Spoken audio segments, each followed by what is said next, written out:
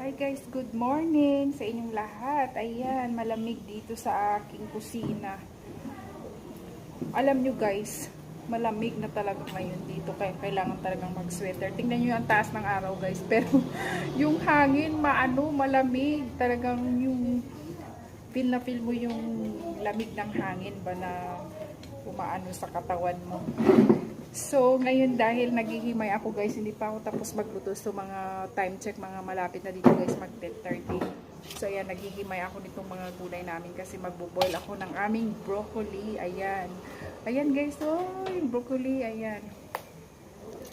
Biniliin ito namin guys kahapon.